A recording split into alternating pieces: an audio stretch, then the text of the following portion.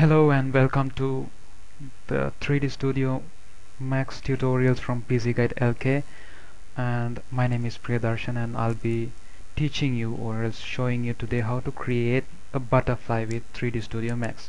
Okay, this is really simple as we are going to use only a little bit of the tools, the basic tools which are provided with 3D Studio Max. Uh, if you take a butterfly, it has clearly three sections, the center and the two wings. So first of all, I'm going to create the center section with a cylinder from my create menu in 3D Studio Max. For that, I'm going to select my top viewport and get a cylinder, click, drag, and normally create my cylinder shape. Studio Max. So of course, um, we'll need to modify this shape a bit because it's just a cylinder and I'll be needing to cap these ends a bit. So what I'm going to do is I'm going to modify my cylinder object. In order to do that, I will be needing to convert this into a editable object. So in order to do that, I'm going to right click on my object, convert to, and then I choose convert to editable polygon method. And now I have a lot of options here. So to vertex sub object level, okay, just try to play a bit with the settings so that you'll have the control. Okay, and I'm done with my middle section and I'm going to create the wing parts. So in order to do that, I'm going to go into the create panel and then I'm going to create a plane object from my create panel. Plane, and this is going to be my wing. So I'm going to create the panel which becomes the wing. Right, I'm done with it and select my plane object, and now I have a problem right here. After we fix or else after we texture our butterfly wing, we will need to animate it so that the butterfly could fly. But at the moment, as you can see, the pivot point of this, the center of this plane is right in the center of the object. What this means is that when I go into the rotate tool and I try to rotate it along the z-axis, it rotates in the middle. So I don't want this to happen. All I want is I want it to rotate it from here.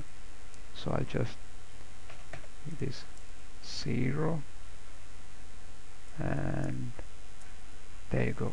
So what I'm going to do is I'm going to get my pivot point into the very center. In order to do this, I'm going to go into the hierarchy panel and then I'm going to say affect pivot only. Click that simply and I'm going to drag this all the way into the very center and I'm going to switch it off. Now if I go into the rotate tool and rotate,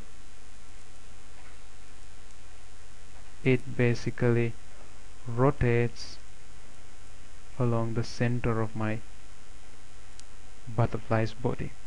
So now I'm ready to texture my butterfly. So in order to texture, as we have a plane object, we will need two textures. I have of course created some samples and you can download these samples through the forum.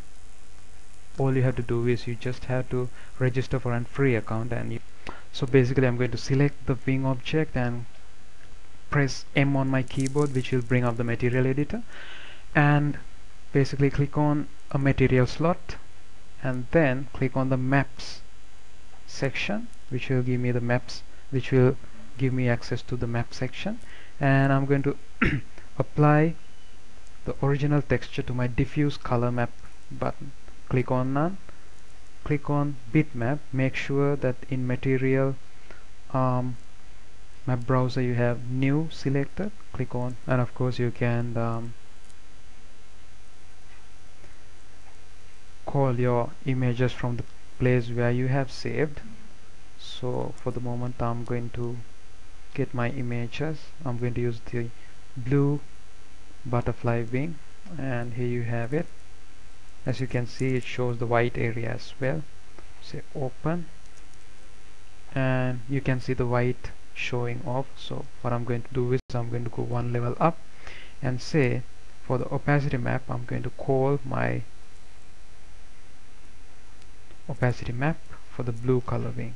Open, and now it's simply a matter of dragging and dropping or else clicking on apply material, and I'm going to say show it on my viewport. Now I have my butterfly wing showing on my viewport. Go one level up, and I'm going to say in my normal area two-sided. Okay, dokie. So now we have our material applied, and the butterfly wing is transparent. It doesn't show the white areas. And of course I'm going to select my middle section and apply a normal ash color to it. That's it. And now I'm going to create a copy of my butterfly wing. Do that, I'm going to select this and say I'm going to use my mirror tool given in the 3D Studio Max. This is really easy. All I have to do is click on mirror, and then I say make me a copy. So basically you have a lot of options, and okay, create a copy, and I'm done.